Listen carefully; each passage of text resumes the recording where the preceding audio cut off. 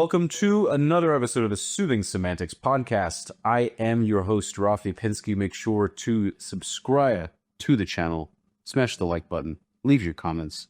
For all of your South Florida real estate needs, make sure to follow me at Rafi the Realtor on Instagram. Check out my weekly newsletter by DMing me, sending me a text message or an email, and it would be a pleasure to get you out of that freezing, balls cold weather that you're seeing across the U.S., especially in New York. This week, we have a guy who will find out anything about the enemies of the Jewish people. A man of intelligence, cybersecurity, runs his own operations, and I've gotten to know him over the past couple of months. Very, very intelligent young Yid, and he has incredible insight on Middle Eastern geopolitics, what's going on between Israel and its enemies, between Iran, America, and we have a very, very interesting and deep show for you today. So, Travis, welcome. Hey, man. Thanks for having me. Absolutely. I think this is pivotal times we're in, both from anti-Semitism to all of these different conflicts in the Middle East. So I'm happy to get down and dirty with you. All right, man. Sounds good. Yeah. Not in the way that some of you would hope. It's very, very... Yeah. But nonetheless, dude, give us a rundown on how you got into the cybersecurity space.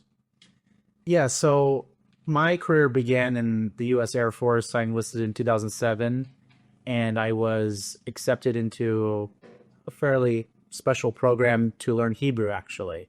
And we have a military institute. It's called the Defense Language Institute. It's in Monterey, California. That's where I learned Hebrew from Israelis who teach Hebrew to U.S. service members.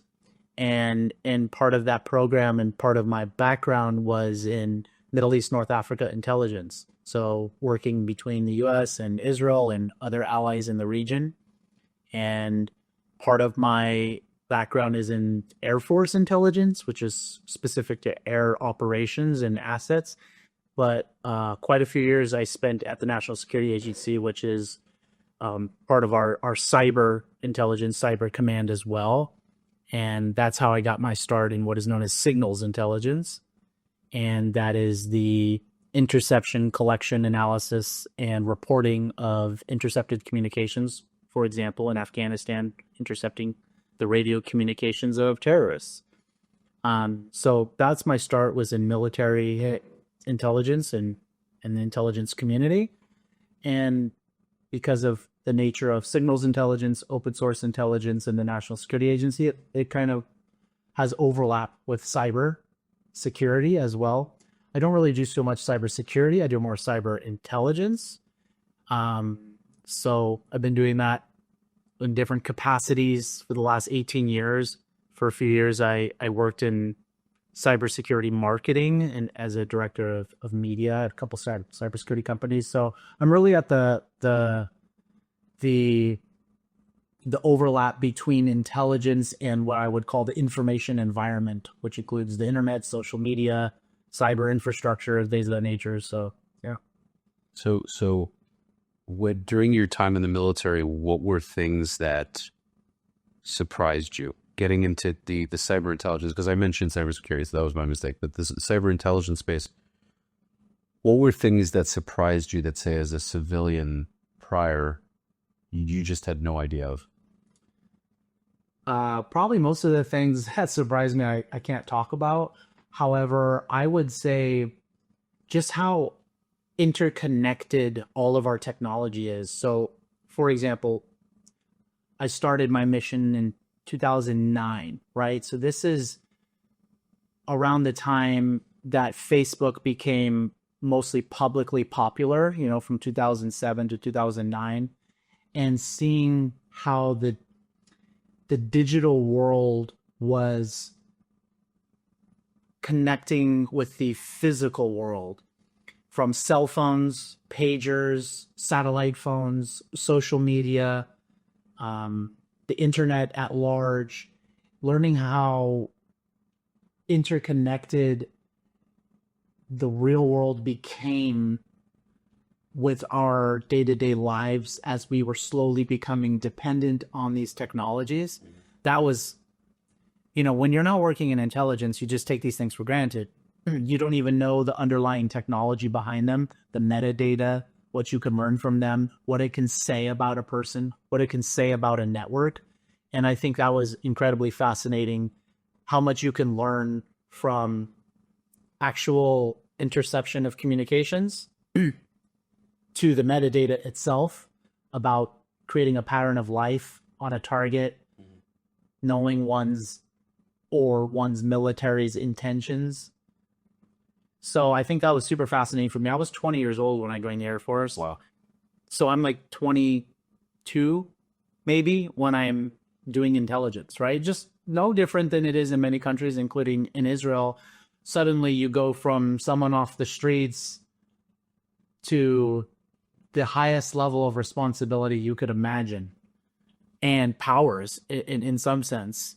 The access you have to, maybe in the traditional military, to weapons, but in intelligence, to collection, to ability to understand what people, organizations, networks, militaries are doing is such a insane access and responsibility that I think that was what surprised me, is being so naive about the world and then suddenly being thrown into the geopolitical implications of war.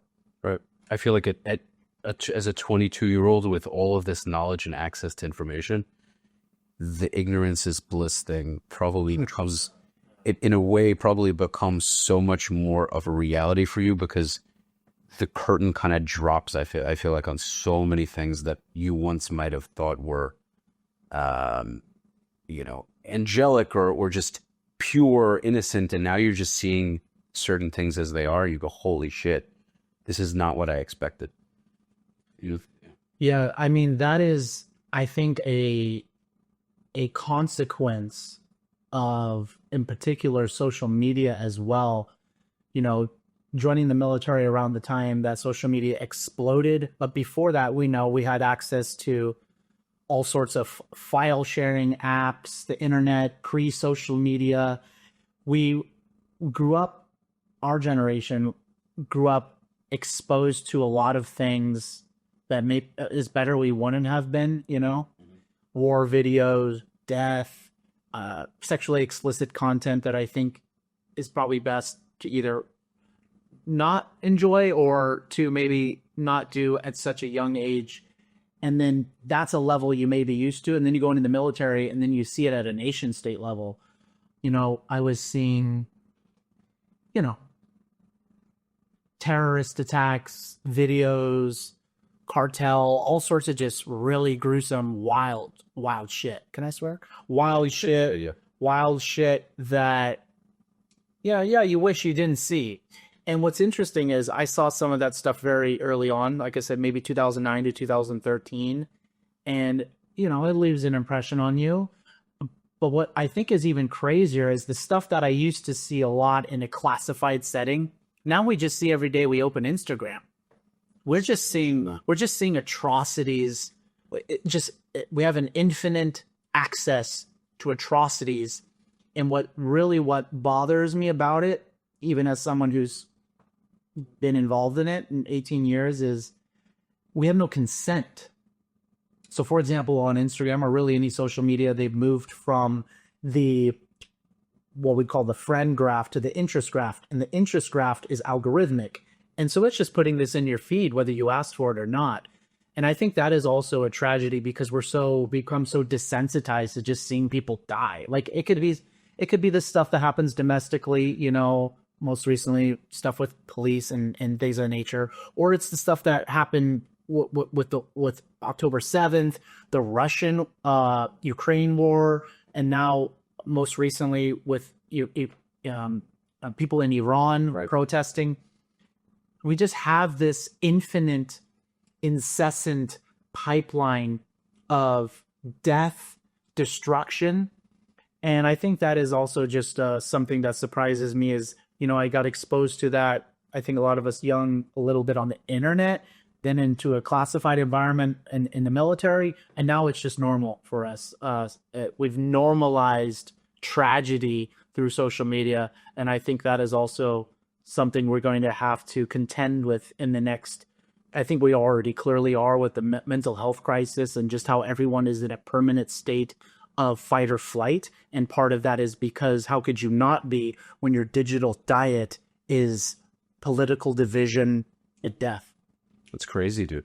I remember when I was in the Army, I was waiting to start a training exercise, and we were kind of just sitting around, and I was watching these ISIS videos, these crazy ISIS videos, and my officer was walking by, and he saw me clearly watching something fucked up. And he's, "What the hell are you watching?" I'm like, "Oh, I'm watching ISIS videos." He says, "Why?" And I said, "Because I want to, in a way, be desensitized to it. If I see something like this happening, I want to be able to operate in a, quickly." And he looked at me and said, "I kind of understand that," but he thought it was crazy. And then I took a second to think about it, and I said, "This isn't very abnormal, the fact that I have access to such a thing."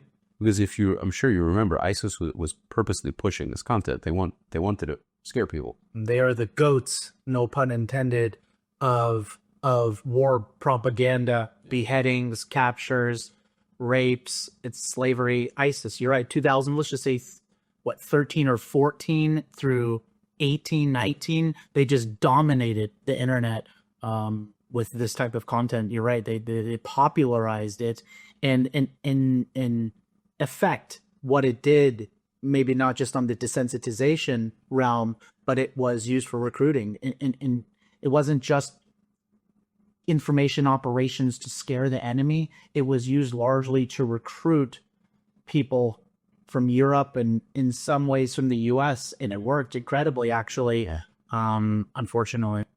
It's nuts. It was crazy what they posted. But now what's interesting is to pivot into Israel. You notice that on social media, Gaza, of course, has been the primary focus of any sort of war video and content. You have Russia, Ukraine, but you didn't really see much about Syria unless ironically you're in the Israel space, you'll see. Yeah. Just like Iran now too, right? Seems like Jews and Israelis are the only ones who speak up about it, Syria or Iran. Right. So why do you think, being that people like these Sneeko, Myron Gaines characters are always talking about Israel this and Israel that, and how Jews control the media, why are you not seeing what's happening in Nigeria, say the Congo, say parts of Latin America? Why are you only seeing for so long Gaza, Gaza, Gaza, Gaza? So in part, it's because the soil, so to speak, that in particular the digital soil, has been seeded for 2 decades of anti-Israel, also anti-Jewish propaganda. The stage had been set since at least the mid-2000s, especially in the universities, and it's made its way through institutions and organizations and government, that it just needed a spark for this stuff to explode. Let's say if we talk about Sudan, we talk about Iran, we talk about Ukraine, there hasn't been multiple decades of propaganda, disinformation, information operations, maligning those populations. So there isn't the fuel there, in part. There isn't the fuel to be ignited as easily as there was with anything related to Palestinians. Secondarily to that, there isn't the incentive. So there is a relationship there. It could be chicken or the egg, but I think the fact that there was the fuel that would explode and make anything happening in Gaza go viral, it in turn creates an incentive to jump into those. What I say from like a marketing social media perspective is, imagine that virality and trends are a river or an ocean, whatever. There's currents that develop. And some of them are short-lived and some of them could be semi-permanent. And jumping into the anti-Israel, anti-Jewish, pro-Palestinian current can take you further down the river than if you didn't. Right. So there's an incentive, whether people are consciously or unconsciously jumping into those things may be hard to prove, but that incentive structure allows people to jump in and build platforms and get views and have all of the marketing metric success by speaking on it. So look, there is a spectrum of motivations that people get into these conflicts, but in part, I believe it was the incentive structure and the seeding of that anti-Israel stance for a couple decades that played a part. So now you're seeing, since Rendezvous, since the last dead hostages returned and there are no live or dead hostages in Israel, you seem to be seeing a lot less than you were, unless, of course, you really look for it. If you go to Eye on Palestine, or if you go to some of these pages that are only pushing anything related to Gaza, Palestinians, West Bank, etc., the algorithm seems to have slowed down, at least from what I see, because I did get a lot of those Gaza images and war footage. What do you think? I mean, I guess, how do you think that's going to change now? It seems like it's shifted over to Judea and Samaria, though. It seems like that's become the new focus. So actually, this is expected from my point of view. From an intelligence perspective, we track narratives online. We track trends. I'll give you an analogy or an analog. In 2020, I was doing open source intelligence for the California National Guard at the National Guard headquarters. And this is when the George Floyd stuff popped off.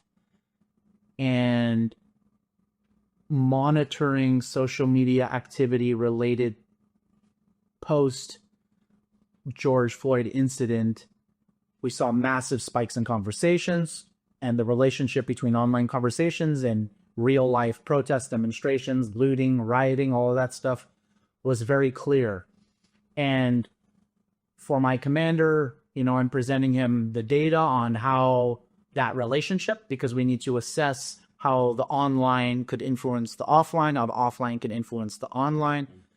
And as an intelligence analyst, I'm supposed to help assess, you could say predict, but assess when things might slow down or when things might get worse.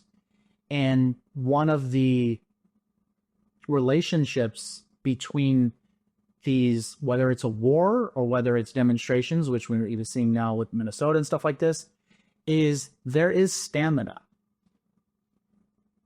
And what I mean by that is people can only be outraged both online and in person for so long.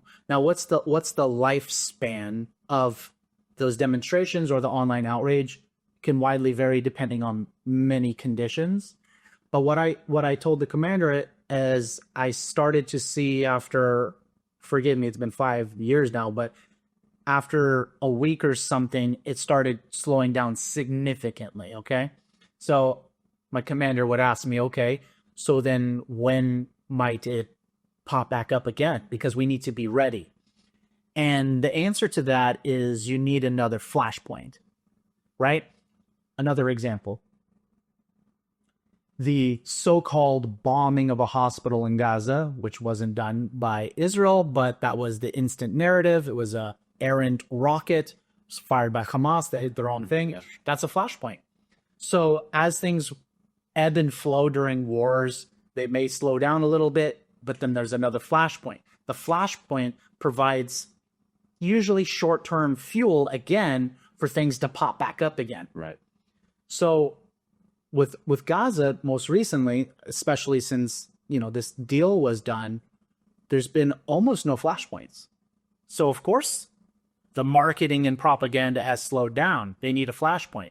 And when I say they, I just mean whatever party wants to push a narrative.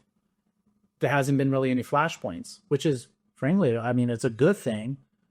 So some actors may try to create flashpoints, either artificially, whether it's a narrative online, someone said or did this, or someone gets killed. Whatever side it's on, either could be a flashpoint. And there really hasn't been any of those. So I think that'll continue. Like if I make an assessment, I would continue to see this digital onslaught of anti-Israel or pro-Palestinian stuff. I would expect it to continue to slow down to a baseline, whatever a natural baseline will be from it, until something changes, for better or for worse. Of course, worse will have a higher peak than good news. Will always have a smaller peak than bad news. So if no one is killed on either side, I would expect it to find its, so to speak, natural baseline. And for these accounts that are committed to Palestinian whatever outrage and issues, they may move to the West Bank or something, as the IDF is being more active there now and changing some of its focus as it pertains to military operations there. Any casualties or significant destruction there could be a flashpoint that then now they can leverage to continue to put out more content. So I have a very interesting thought. So as somebody who served in the West Bank, what I just realize is the more you prolong either a war or a conflict, an ambush, an arrest, a mission, the more flashpoints can come up.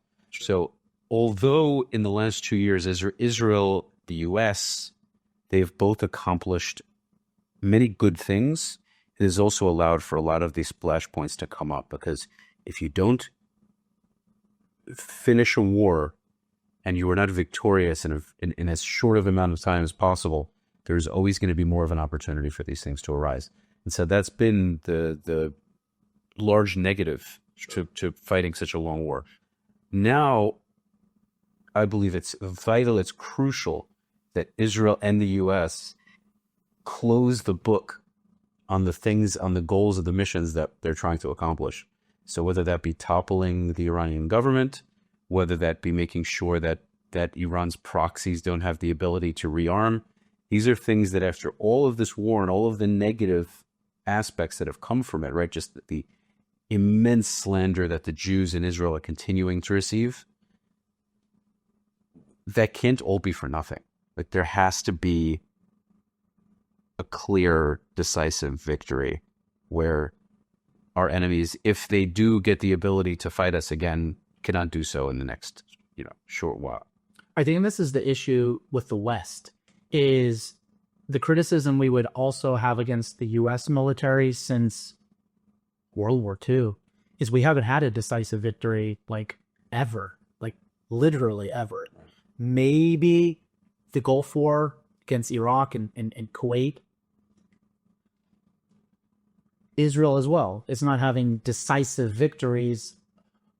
And I think that is in part there's a reluctance to take things as far as they need to, which isn't necessarily always a bad thing. You want to use some other instruments of national power, diplomacy, economics and stuff. Like, I guess I get it.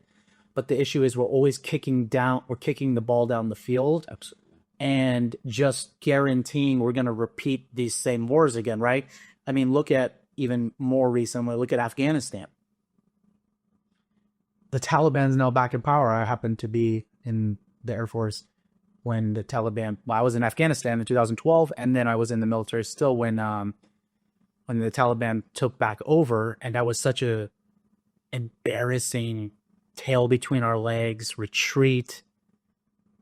And IDF, I believe, is in a similar way, where whether it's political appetite to carry these wars or conflicts to a decisive win or loss, frankly, the political appetite,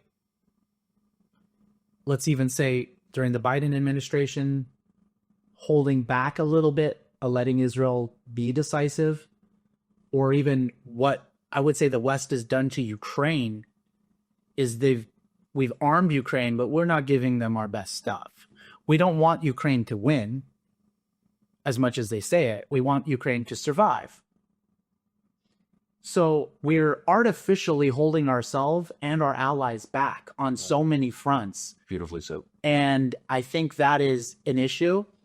I understand it is a new world in the sense that the appetite for wars and endless wars, useless wars isn't there, and that isn't necessarily a bad thing.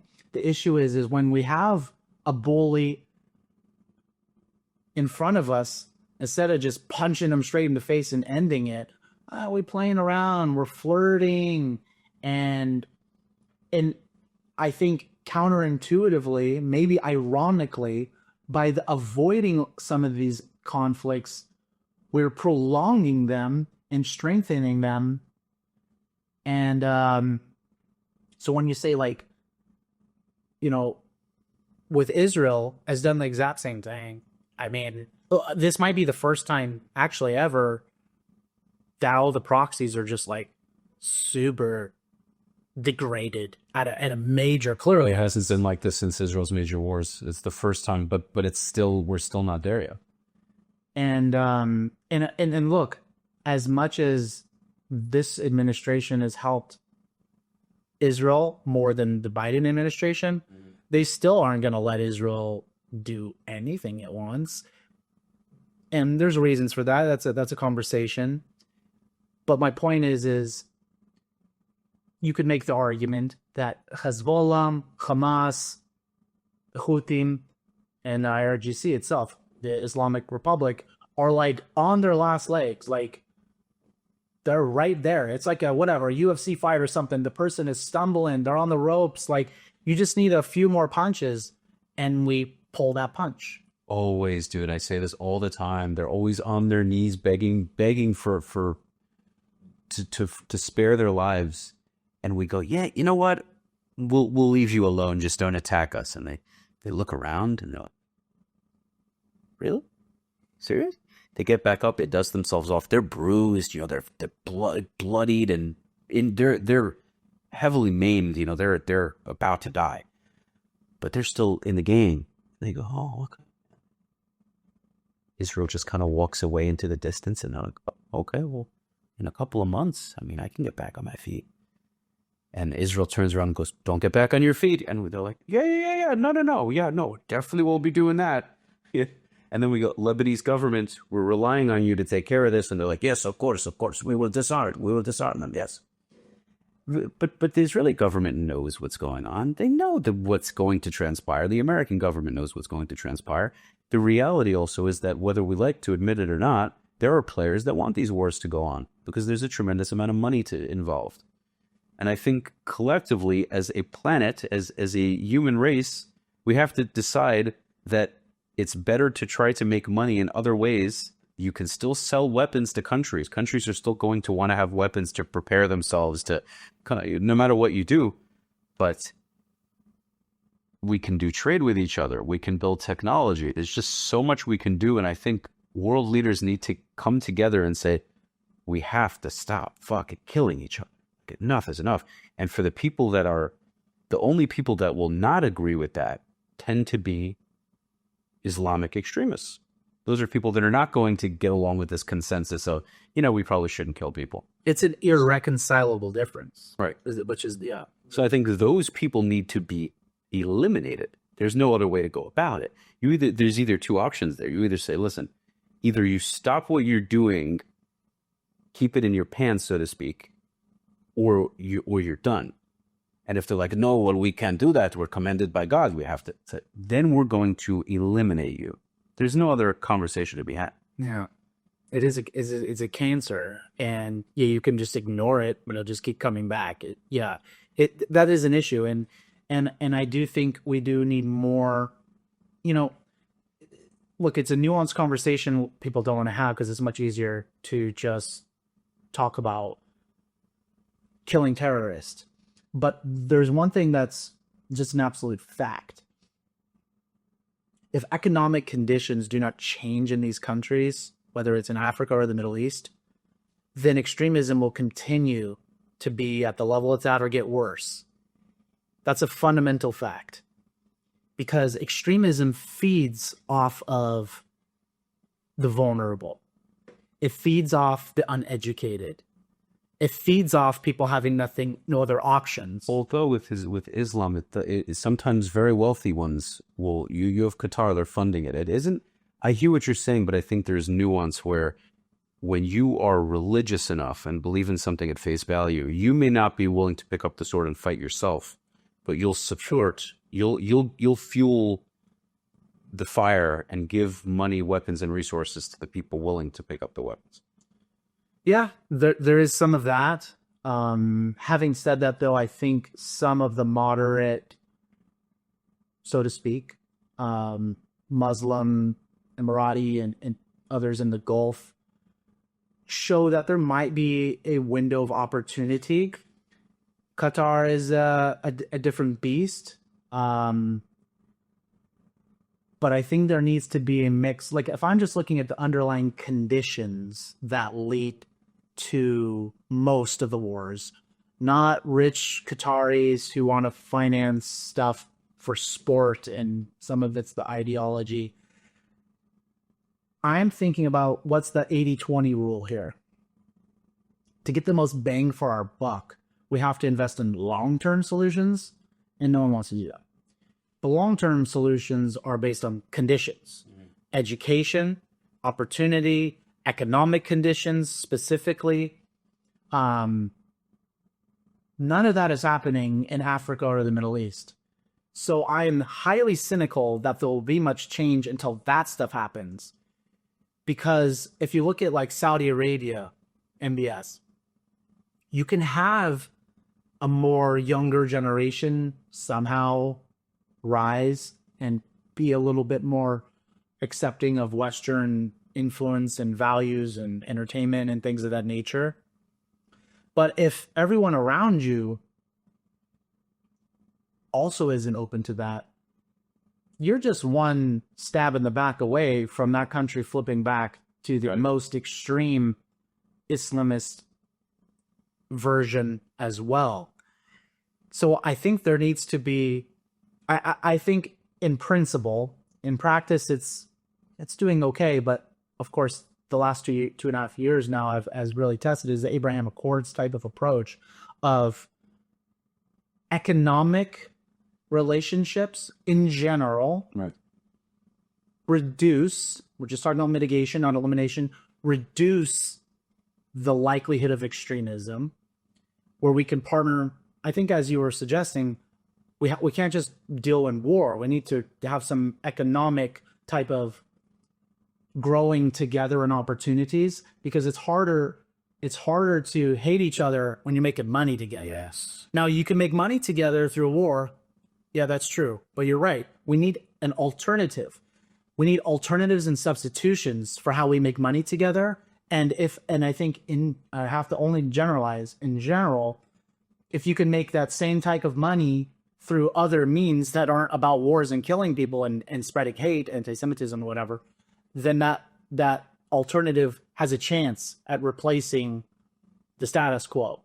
So I do think certain people see this, easier said than done, may take decades to really bear fruit.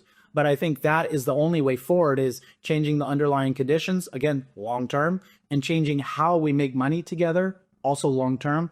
This is the only way that there can be any type of stability in those regions. Because if you just look at Europe in general, or the West, or North America, we have those things. And you could always just drop the wild card in there. Yeah, but Islam this, Islam that. Look, I don't disagree that is the wild card, but we can't just use that as an out for everything, right? There are pockets, and we know some of these people who show that, like, look, there's even Muslims who are saying, like, yeah, we kind of maybe need an Islam renaissance to get it more modern, right? People are saying, like, Judaism, Christianity have to a degree, adopted over the millennia, but Islam hasn't. Right. So it does maybe need its own renaissance in that, but that's another conversation. So that's just how I see any potential future of stability is the change in the conditions and the change in the mentality of how countries can make money together. I fully agree. So now I want to shift over. I want to cover, let me just see time-wise. Okay. I want to shift over to Iran for a bit, because that's obviously a very heavy topic right now. And then I want to cover at the end of the episode a little bit about what happened with Vendome Club with Sneeko and all those idiots. Talk about that. So with Iran, for whoever isn't in the know, because somehow people listening to this may not know, I'll quickly just update you. Iran is going through a revolution. There are millions of Iranians. Some people argue the majority. Some people may say half. Some people might say it's a minority. I couldn't tell you for sure. Travis, I'm sure, would have a better understanding of how many Iranians really support or don't. The Iranians that are pro-Israel, anti-Islamic regime would definitely say that the majority of Iranians are against the government. Either way, regard whether that's the case or not, the Iranian Islamic government is killing tens of thousands of people and has done so in a matter of days, from what I understand. So you're also seeing that all of these pro-Palestinian protesters are covering none of it whatsoever. Many of them are blaming Israel for these protests, for the sparking of these protests, and don't seem to give a solitary fuck about the people dying.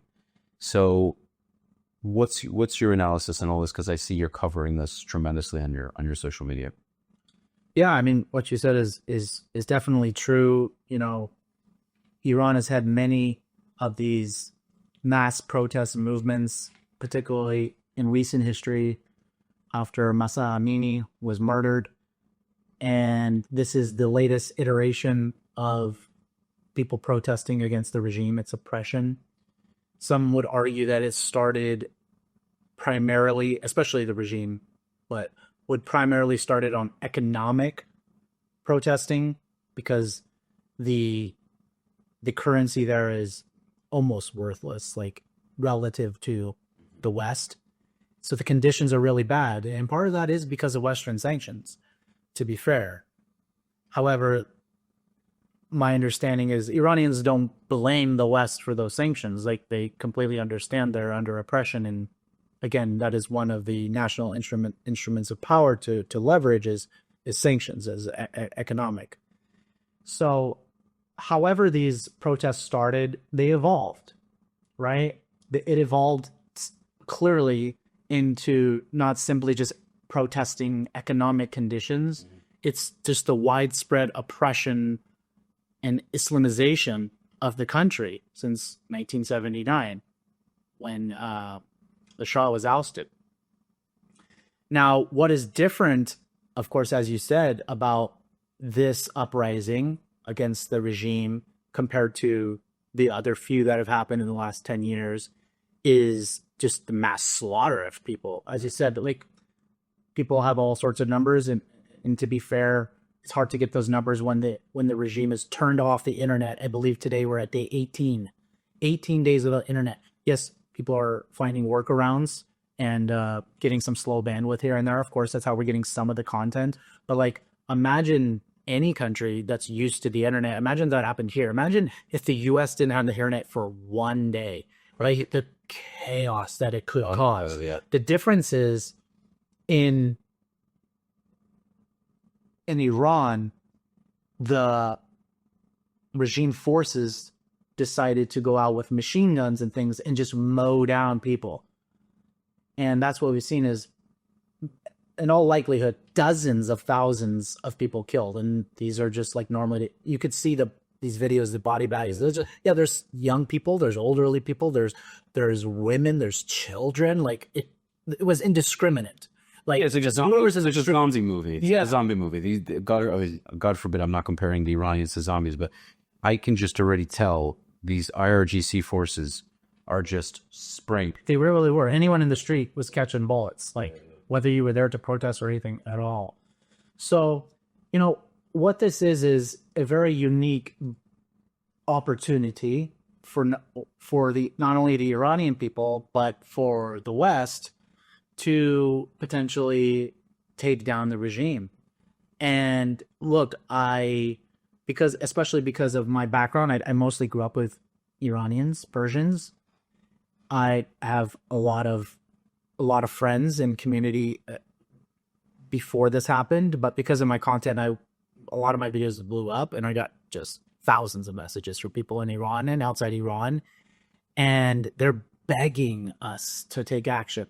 The interesting thing here is like these pro-regime, crazy people, pro-Palestinians, just all of these detractors would say, oh, it's the US and Israel imposing a regime change or want to do that on the Iranian people. Like, the Iranian people are literally begging for us to help them.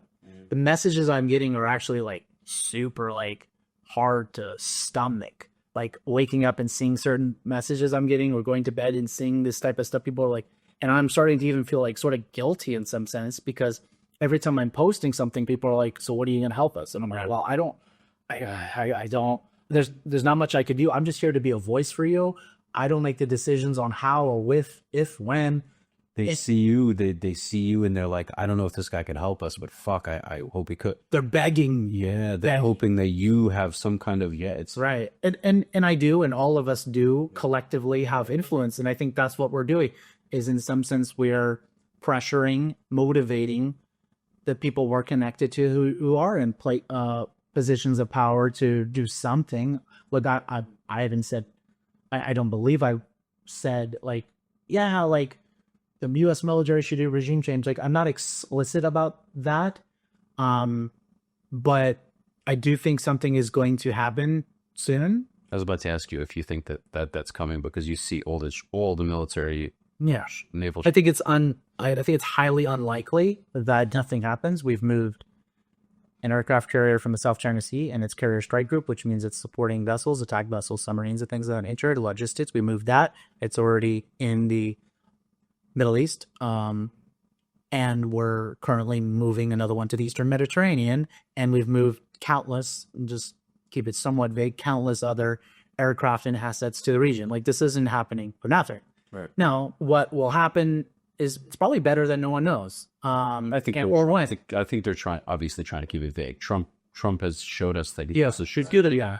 And it's very smart. He's good at that. Of course, it's frustrating, especially for the people, whether it was in Israel, Iran war, 12-day war, or now with the Iranians. I totally can empathize for those people that they're like, oh, do something. What are you doing? Hurry up.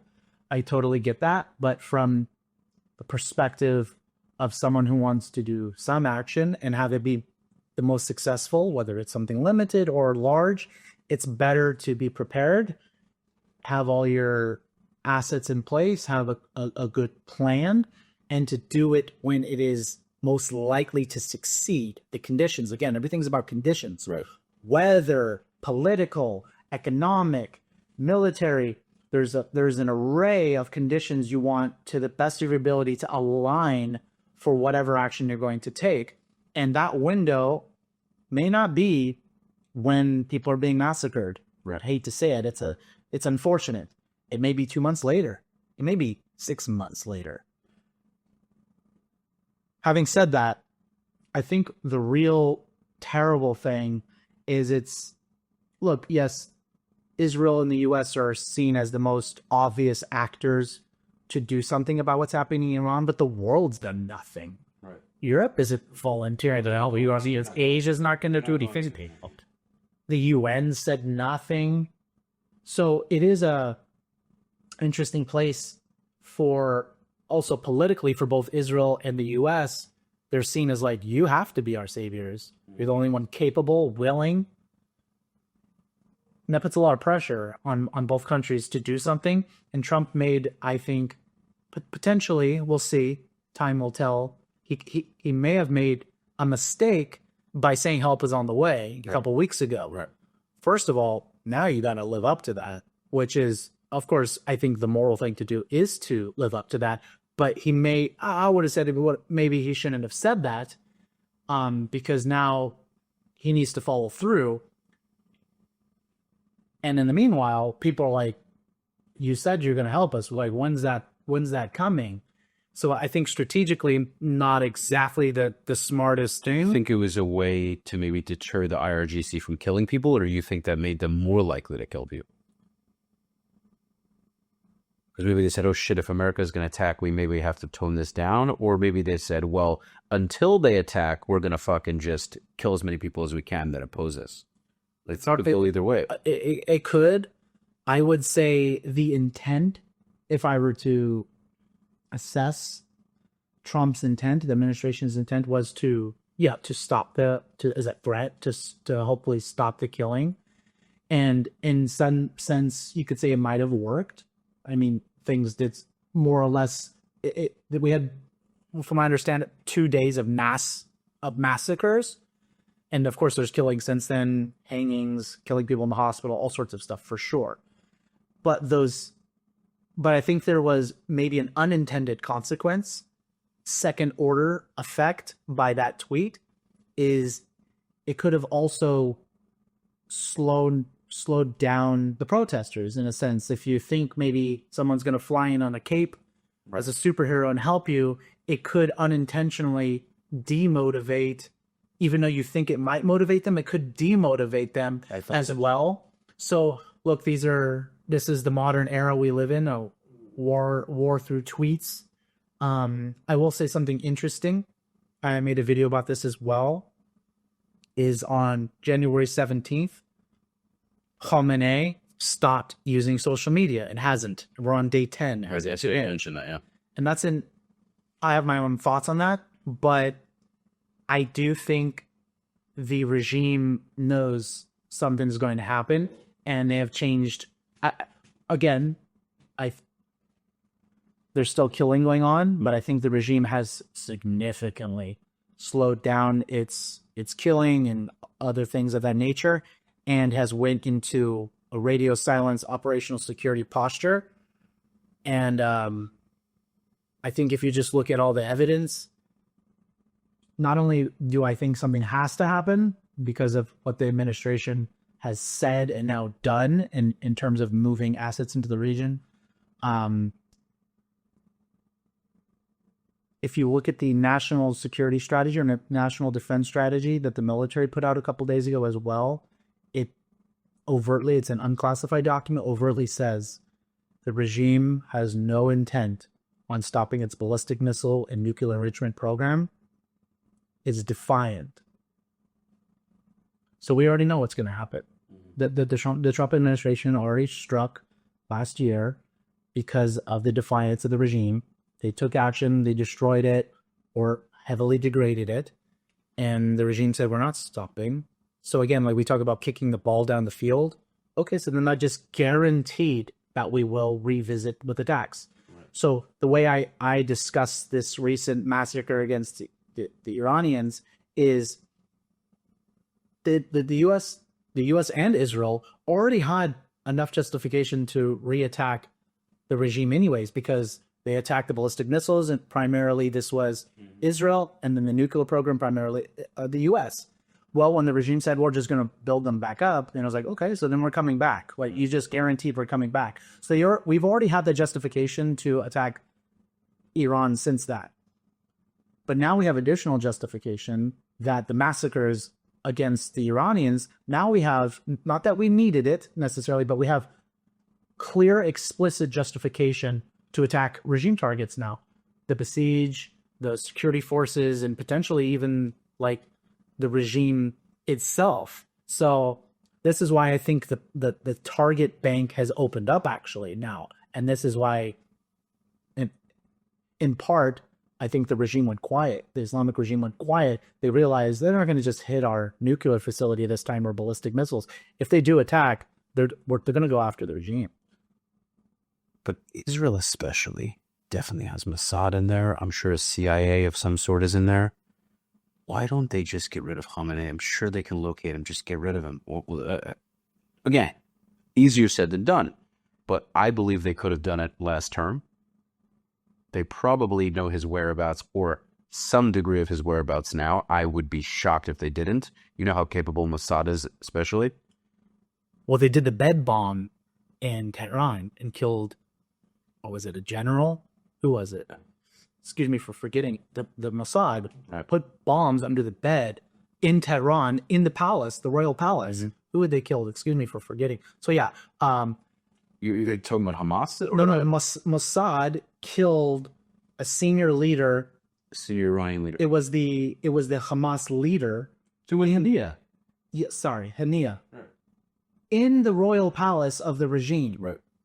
So yes, of course they have the capability. Look, I also think people over romanticize regime change. Like there's so many things to consider. Again, like I said, second order effects, third order effects. It's one thing to take out Khamenei. Okay, look what happened in Libya. Look what happened in Syria. Look what happened in Afghanistan. I mean, like there's barely any examples of regime change that went in a good way. So, having said that, I think being careful about how you do that, if you do that, isn't a bad thing. I understand Iranians and stuff like that. People who are suffering don't see it from that perspective, and I respect that. But who's going to replace? I mean, can you even replace it? Okay, let's say you kill some of the top people, including Khamenei or something like that.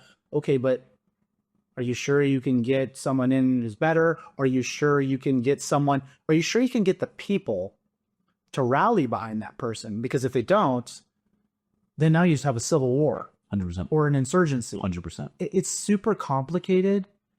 I tend to lean slightly regime change, of course, because I figure you got to try. And yes, if it does get worse, then that's historically bad. Look at the regime change of 1979 in Iran. Right? It went the opposite direction. That's why we're in this whole entire mess, right? And look what happened in Iraq when we take out Saddam. ISIS comes in. Not immediately, but you create power vacuums. So I understand the reluctance if you don't have all of the conditions in place to have a high likelihood that it's actually going to work out, that again, the people rally behind it, that you can bring economic prosperity, blah, blah, blah, blah, blah. Even like what's happening now in Syria, like it's not working out very well, right? That Jolani al-Shara came in and rushed and took over the country. Yeah, but Syria is a very sectarian sort of country as well, from Kurds and Alawites, Druze in the south. Like, they're not all rallying behind him, right? So people don't understand this about Iran as well. Iran has a lot of different ethnicities as well. Iran has like, I think 8 or 9 countries that border it, if you include the water as well. It's so diverse in different types of people as well that strangely these dictators unite people by force. When you revert, hopefully in this case, I do hope it happens, you revert back maybe to a democracy, there's challenges there, because now you're not, now is there anyone who can unite all those different factions through freedom? So there's nothing wrong with thinking about these. Islam, the reality is the reason why you have the sectarianism when you allow democracy is because the Islamists, reality, people who take Islam at face value, take advantage of that democracy. They see an opening to force their way through, to punch a hole through that democracy. Freedom, freedom of religion, press, etc. Perfect opportunity to take over. But when there's a dictatorship that forces their hand, they're like, all right, well, I guess for now we don't have the means to overthrow them. We'll try when we have it in. But as long as they don't feel they have the ability to take over that leadership, they're just going to kind of sit tight, or maybe they'll kind of grow, and they'll grow quietly. They'll build quietly. But story of Muhammad in the earlier days of Muhammad, right? He didn't have the ability to take over, so he threw out these messages of peace. But as soon as he had the ability to overthrow whoever they were militarily, the verbiage and the way of speech became a lot more violent. One thing that's different about Iran that's very important to mention is they already had democracy. Excuse me. They had a monarchy where there was representation, to be clear. After the revolution, that all changed, okay? There was Western influence in pre-1979 Iran. They've had access to democracy. They've had a taste of it in their ability to move around the world. They had more freedoms. It wasn't a democracy, so to speak. And it wasn't Muslim. Right. So when we talk about regime change in Iran, it is very different than when you talk about it with an Arab country or a Muslim country. Afghanistan. What I'm getting at is I think there's a greater chance that in Iran, regime change in going to democracy has an opportunity. I hear that. More than it does in Syria, Libya, Egypt, Afghanistan. These are different people. These are completely different people. These are not Muslims by nature. They are now many Muslims by force or by birth. They have millennia of culture, representation, and trade throughout the region. It's not an insular culture or people. And pre-revolution, they had relationships with the West. So the ability to reintegrate, I believe, into the world is much higher because they have this already in their not so distant memory. 1979, how many years ago? 50 years. Almost 50 years ago. There's people still alive who remember that Iran, right? I think that is also what makes this more urgent. That if something's going to happen, happens now. Because there's still people living, right? Who know the difference. If we go 100 or 200 years in, they won't even remember what a non-Islamist oppressed Iran was. So they don't even know what to yearn for in some sense. Of course, social media and internet can show you a different perspective. So I think the urgency, just like we talk about even Holocaust survivors are all at this point dying off, people will forget that memory. In some sense, it is important to act while there is a national cultural memory before you have nothing to reference other than maybe stories. Right. Well, look, I say this in a funny way. We have no shortage of atrocities in the Jewish story. Yeah. When October 7th and all these other sad. There's nothing that. What I will say is I do hear your point about Iranians versus Arabs. However, I've done quite a bit of research on Shia Islam, and if you've looked up and maybe Muharram and the beatings they do with the knives, are you familiar with that? With Ashura? I've seen it. Yes. The Shia Muslims are very extreme. Many of them are ultra extreme. So I would agree with you in the sense that a large percentage could very well be the majority of Iranians are on the same page as we are and would love something more democratic, even if there was a monarchical system like with the former Shah. The Iranians that follow Shia Islam very fundamentally, those are some very extreme people. So and there are millions of those in Iran. It's not like 10,000 of them, millions. I don't know how many millions? Millions. So, and they are very, very, very vehemently anti-Israel, vehemently anti-Jewish.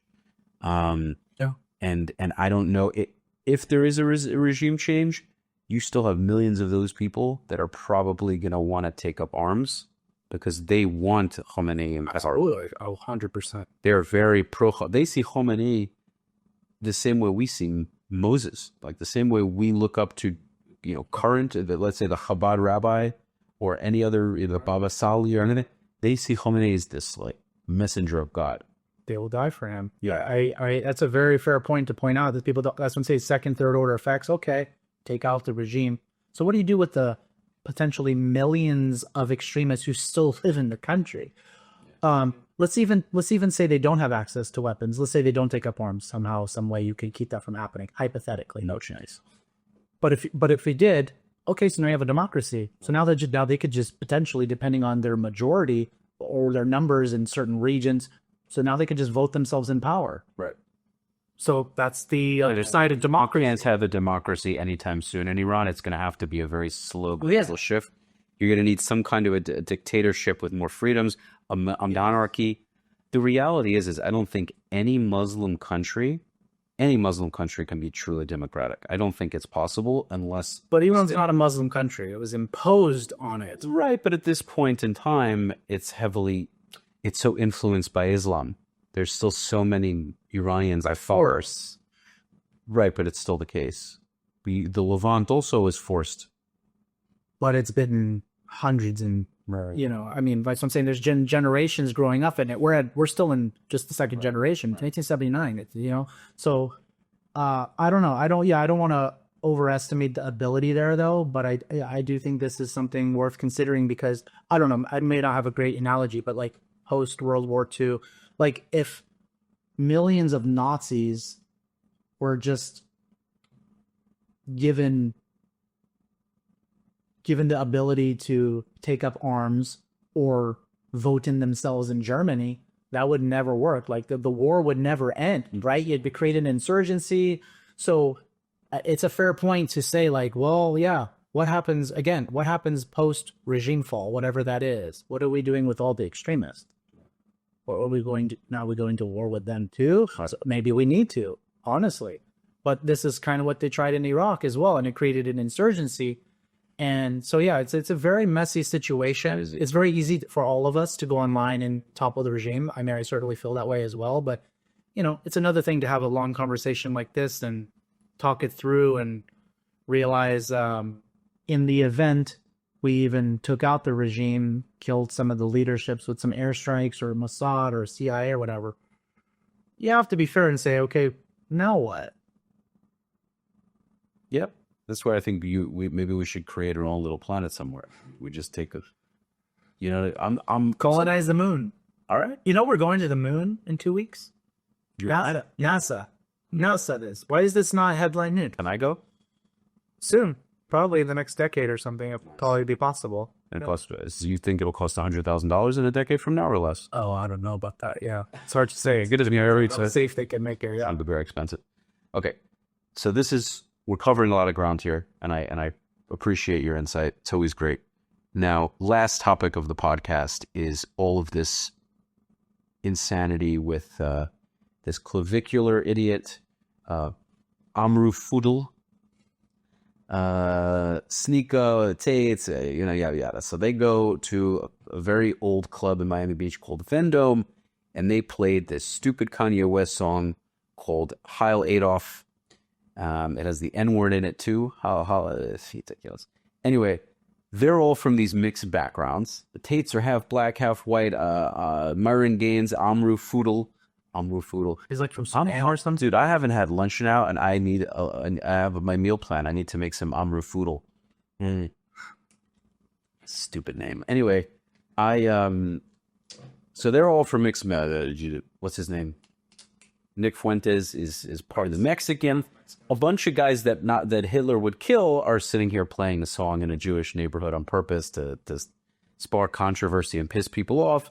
And then they're upset when the Jewish people don't lay a hand on them. We didn't beat them up, hurt them, throw them in jail, none of that. We simply said, you're not welcome here. And they're all up in arms about it. Serves you right.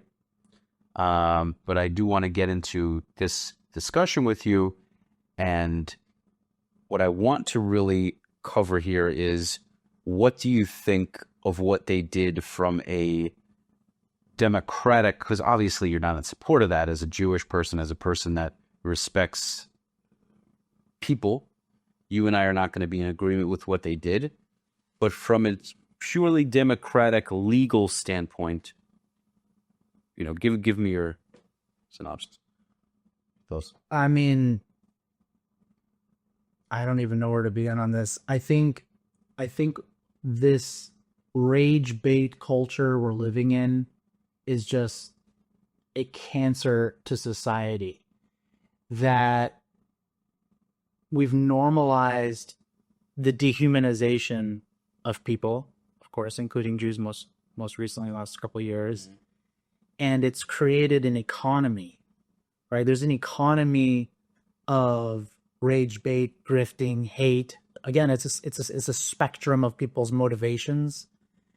And we're in a tough place because one of the issues with, or challenges with, democracy and freedom of speech is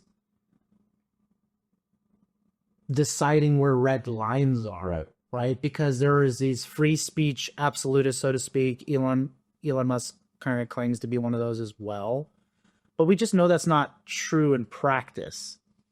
One of the things I try to tell people, like, because again, we're also, I think a lot of us are trying to like take the spotlight off Jews. Like, wait, we don't want to be the center of attention. We don't need to be the center of attention of all this stuff. Let's zoom out to like society. Let's zoom out to the West. Oh, a great way to get people to think, I believe, is to just substitute in these events. Let's remove the Heil Hitler song. Mm-hmm. Let's make all of those hooligans like white guys or something. And then let's put on a song that says, you know, praises the KKK or something. Or F, insert racial group. What would happen? First of all, the internet would break way more than this Jewish stuff happened. Because the Jewish Ginsta, Jew Instagram and stuff is a small thing, to be fair. The internet would break. There would be protests, riots. There would be Congress people stepping in against. But there'd be another thing that happens that I'm not necessarily promoting. But let's say this was an anti-black song. The black people in the club would go to that table and beat the fuck out of those people. Yeah. At the very least, by the way. That would be the very least. And some would say rightfully so. Yeah. I personally would have no problem with that. Now, don't beat them to death. Being racist shouldn't be a death sentence. But there are no consequences anymore. Everything is a social media, grift, monetization, clicks. There are no consequences. And especially from the Jewish community, we do have many issues in that sense where people don't stand up for themselves. And it is a maybe an uncomfortable saying to say, like, hey, a group of Jews go run up on these guys and beat them up or something. I don't know. I'm not saying that is the solution, but the issue is like some of the stuff I do online, holding Jew haters accountable by outing them with my cyber intelligence type posts. People don't even have hesitation to dehumanize and to spread hate. There's not even hesitation because it's actually rewarded. So I think we need consequences. I think you can have your freedom of speech. I totally support that. I totally support making, and what I mean by that is I would never do it, but I support your right to make a hateful song. And I support the victim of that song to beat your ass. Right. So you reap what you sow 100%. You want to, if you want to go to a heavily Jewish community and play a song to piss people off, and you get your shit kicked in and you end up in the hospital, understand that you got to play that song and you also had the right to get your shit fucked up. There's some viral videos, I forget the context entirely, where this guy was like going into black communities. I don't know what he was doing. He was either saying the N-word or he was doing something to get them to be like, what? I think he might have been saying the N-word to them, and he's videotaping it just for clips. And these videos, they would chase him down the street. He would like go on the hood and like say some racist shit. There's fun. So people thought, yeah, well, this is funny. It's like, no, like we need to do that too. Again, like I said, I definitely am about following the law. Don't like kill someone or something. But like we need to chase people out of stuff. Like, nah, like if you want to use me and use my community for attention and for money and for laughs, fair enough. But there's a cost. You may benefit from it, but I promise you there will be a cost. And there needs to be costs. And there's different organizations to do this, the Lawfare Project and stuff. There's legal costs, there's defamation, sometimes there's civil and there's criminal, all that stuff. But we also need to show that there will be costs. So that's fine. You can keep doing it. And the reason why I'm imposing costs on people who want to spread hate and violence and defame and malign us is it won't stop it. I'm not delusional that'll stop it, but what it does is it mitigates it, because then only the people willing to pay that cost will engage in it. And good, that's fine. Then just those people who are willing to pay the cost will be involved in it. Just as I said in this example, a white guy going in the hood doing something racist, cool. There's like 1 in a billion people who will do something that's stupid because there's a cost. So there has to be cost, and I think that's something the Jewish community needs to get better at. We need stronger Jews, prideful Jews, self-defense, whatever it is. You can be anti-Semitic, cool, that's fine. Just here's the cost. It's so fucking simple. It's really that simple, but we have a very hard time understanding it. We all know it in the back of our minds. I guarantee you, this whole crew, if there was a song heavily anti-Italian, and there were Italians that were genocided the way Jews were in the Holocaust in recent times, and they went into Bensonhurst or Long Island or Staten Island. I'll give you a better one. Armenians. Just choose Armenians. Armenian genocide. Go to Sure. Great point. Yeah, they probably, if they didn't kill them, they would have beaten them nearly to death. Absolutely. It's simply because it is very simply because, and that doesn't apply to every Jewish community, because there are Jewish communities that would have beaten the shit out of them.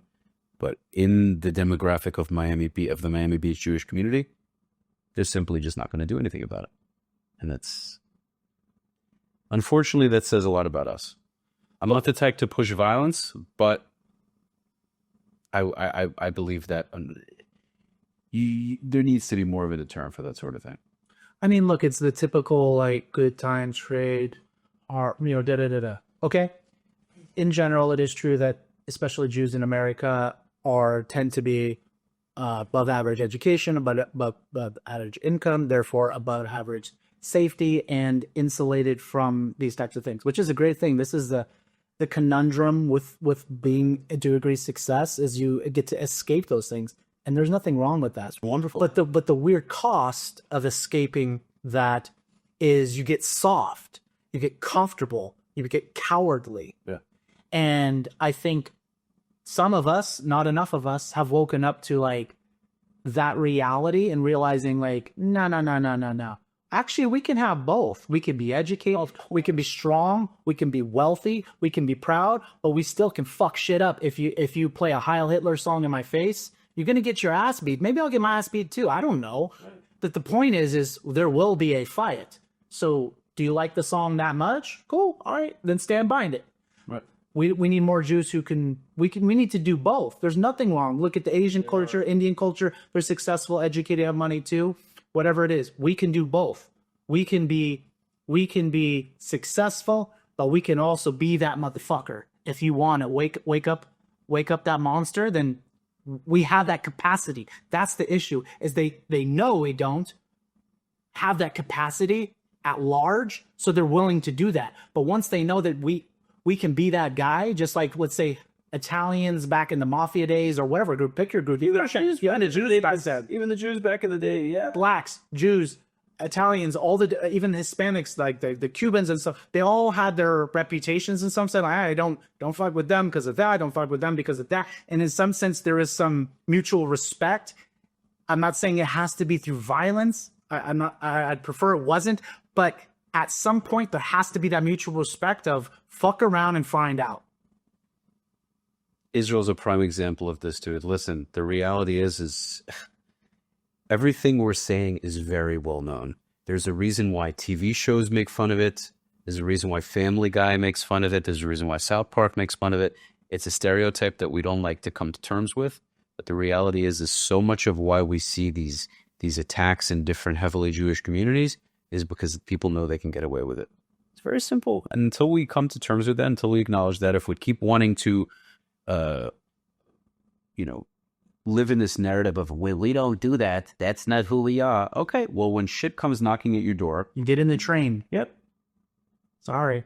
And get in the train. Yeah. That ain't going to happen. That ain't going to happen. Yeah. Listen, guys, this is the reality. And I think now, because we had so much of a cancel culture for so long, and now the gates are open, now people are trying to get their fix with all the shock value. It's simply the opposite end of the spectrum. And we as Jewish people have to decide how we want to deal with it. Because I think eventually people are going to get their fix and things are going to simmer down. But it's all about how we react to it. If we react to it from a very complainy, oh my God, it's so horrible mentality, all that does is make it so much more enticing. But if you shift that narrative to, go ahead and do it, but just don't be surprised when something happens. That's a much better response than, oh, ow, it hurts. That doesn't help. Totally agree. Last thing I'll say is, you're right. The analogy there is bullying. The bully goes after the weak, scrawny, quiet, whatever it is, even the nerdy, right? If that will be our archetype or our reputation, whether it's true or not, then we will continue to be bullied or victimized. But if they see us as someone that might have glasses on, might be introverted, but I'll punch you in the nose, most people will think twice. And I think that's the reputation, sadly, but practically, we need right now. 100%. I think we need that always, by the way. Yeah, sure. Being a dangerous nerd is that is the thing that I think Jewish people should strive for. Be a warrior in a garden and not a gardener in a war. This is how we should always be, because we're always going to have enemies. All people will have enemies. This idea that Jewish people are the only people that have enemies. No, we have enormous amounts of enemies. But a lot of us also allow those enemies to take advantage of us. We allow them to bully us. This is such a large reason why we constantly have to deal with these issues in say the United States, in say neighborhoods like Crown Heights, even parts of Miami, Flatbush, Brooklyn, Williamsburg, Muncie. The reason why we see these things happen so often is because people see us as easy targets. The fact that they hate us is a secondary thing. It's very clear to me. Well, is there anything else that you wanted to briefly add? This is an opportunity for you to, even if you want to market something, advertise. No, I have nothing to market other than it's what I would tell people. It's the FOFO era. I've been saying that since October 7th. It's the FOFO era. Do everything you can to elevate your family, your community. And it's time to, I don't like the term either. I don't like this term either, but the pro-Semitism, whatever term you want to use, it's time to move into that. No more defense, offense, pride, strength. This is the only way forward. This is big, hairy Jew balls era, baby. Big, hairy Jew balls. All right. If you don't want to be a part of it, I mean, you can go to your basement and the other ones will take care of it for you. Dude, thank you so much. It was such a pleasure. Thanks for having me. Absolutely. I hope you enjoyed. I definitely did. Ladies and gents, you can follow Travis at Talk2Trav, TALK, the number 2 Trav on Instagram. You're also on X. All of the things. TikTok. Is it all under Talk2Trav on everything else? Yeah. Go follow him. He's a phenomenal representative for the Jewish people, a proud American as well. Of course, you can follow me at Rafi the Realtor and at Soothing Semantics on Instagram. Follow me on Facebook. I have to get more on TikTok and X as well. Guys, thank you so much for making it to the end of this episode. Kindly subscribe to the channel, smash the like button, and I look forward to your feedback in the comment section. Until next time, peace.